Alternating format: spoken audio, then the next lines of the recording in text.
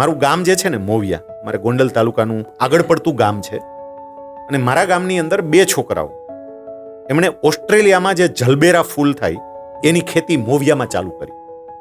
હવે ઓસ્ટ્રેલિયાનું ફૂલ મોવિયામાં કેવી રીતે થઈ શકે? બેનું વાતાવરણ જ આખું જુદું છે. ઓસ્ટ્રેલિયાનું વાતાવરણ જુદું, આપણું ગુજરાતનું વાતાવરણ જુદું, પણ બહુ સરસ રીતે એમણે ખેતી કરી.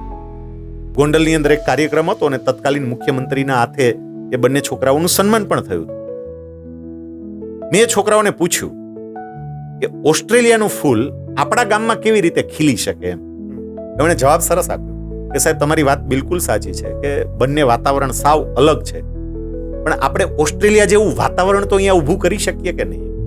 અમે ગ્રીન હાઉસ ઇફેક્ટ દ્વારા એમને જેટલો ભેજ જોતો હોય, જેટલી ઠંડક જોતી હોય, એ બધું વાતાવરણ ક્રિએટ કર્યું તો ફૂલ બહુ સરસ રીતે ખીલ્યું. હું એટલું જ કહું કે યોગ્ય વાતાવરણ ઊભું કરવામાં આવે તો ઓસ્ટ્રેલિયાનું ફૂલ કાઠિયાવાડના એક ગામડામાં ખીલી શકે.